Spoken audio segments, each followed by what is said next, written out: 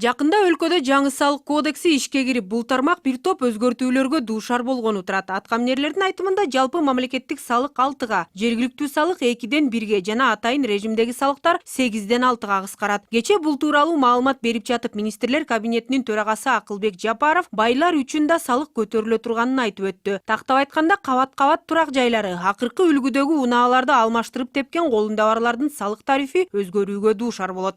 Байлар менен орто катмарга биздин Кыргызстандын меркалары боюнча 200 000 байыбыз бар, үй бүлө бар.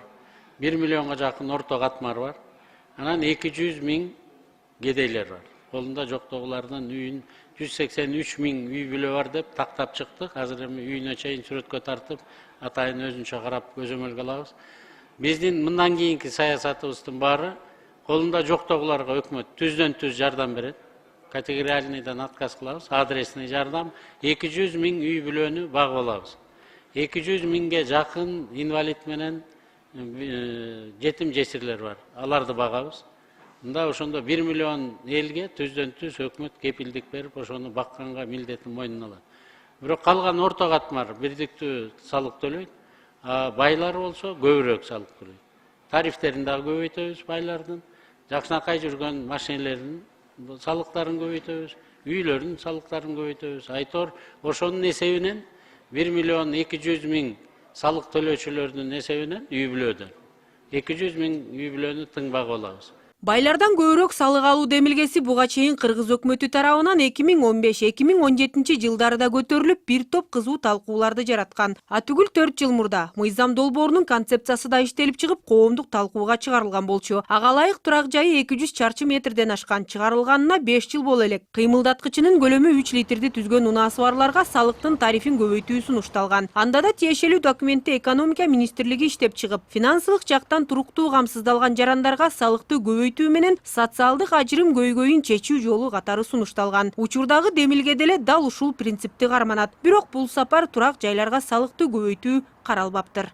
Соответственно, они с каждого своего имущества должны будут платить налоги. Бүгүнкү күндө унааларга болгон салык өзгөрөт. Ага ылайык чыгарылганына 5 жыл боло элек машиналардын кыймылдаткычынын көлөмү 4,5 кубтан ашса, ага өзүнчө тариф кароо сунушталууда. Азырынча бул талапка туура келген канча унаа бар экени так белгилүү боло элек. Бирок колунда бар байлардын саны 200 000 экенин эске алганда, ушунча санда да унаа болушу мүмкүн деп болжолдонууда. Салыктарды өзгөртүүдө эң негизгиси акыйкаттык принцибинин сакталышына көңүл бурулган. Тактап айтканда, жарандардын тапкан акчасына жараша салык алынышы керек. Мисалы, бүгүнкү күндө бир топ ишкерлер патент менен иштешет. Ал жерде бирдиктүү баа коюлган. Мисалы 15 000 деп коелу. Ошол эле убакта бир ишкер айына 150 000 тапса, экинчиси 500 000 таап жатат. Бирок экөөнүн мамлекетке төлөгөн акчасы бирдей. Бул жерде акыйкаттык принциби иштебей калып жатпайбы? Андыктан патенттен баш тартып, кассалык эсептөөчү машиналарды ишке киргизүү каралууда. Ал арада коомчулукта өзүнчө салык төлөй ала турган байлар ким деген суроо кабыргасынан коюлууда. Себеби жакырлыктын чеги болсо, байлыктыкы чектелген эмес. Ал салыштырмалуу гана белгилениши мүмкүн. Мисалы, колунда бар делгендердин айрымдары америкалык ишкер Джефф Безостун жанында жакыр, кембагалда болуп калышы ыктымал. Андыктан учурда дал ушул классты белгилеп алуу кажет дешет эксперттер. Себеби адамдын жаңы унаасынан башка байлыгы жок да болушу толук ыктымал. Бирок адистердин айтымында, бул маселени жарандардын баарына киреше чыгаша тууралуу декларацияны толтурууну милдеттендирүү менен чечип койсо болот.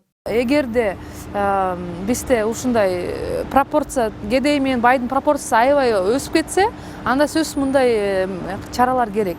Анан биякта биз туура түшүнүшүбүз керек, коррупционный элементтер бар, теневой экономика бар. Анан мисалы, добросовестно иштеген эле предпринимательдер деле кайра эле нагрузка кыла бербей, мисалы, ошо төлөбөгөндөргө чыкса, анда ал туура болот да.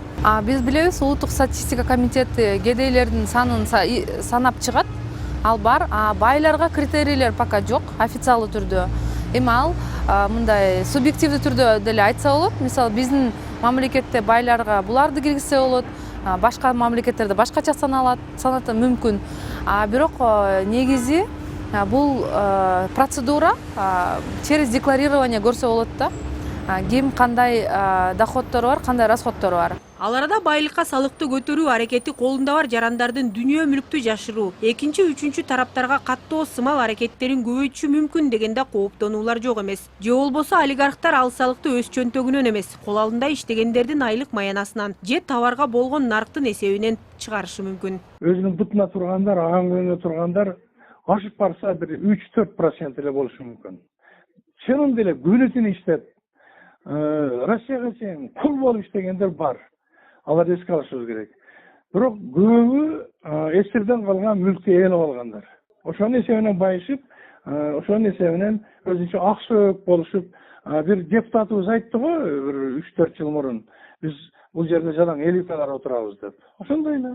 Биз өндүрүш аркылуу гана, катаал мыйзамдарды киргизүү аркылуу гана, ошолдон түшкөн салыктардын эсебинен гана биз мамлекетибизди көтөрүп кете алабыз. Буга чейин иштелип чыккан документте байлыкка болгон салык өлкө калкынын 2%-на гана тиешелүү болоору белгиленген. Тактап айтканда, ал $100 000 өйдө турган унааларды сатып алууга мүмкүнчүлүгү бар байлар. Бирок андан бери бул көрсөткүч бир аз да болсо өзгөрүшү мүмкүн дешет адистер. Буга пандемиянын кесепети, улуттук валютанын алсызданышы сымал көрүнүштөр себеп болууда.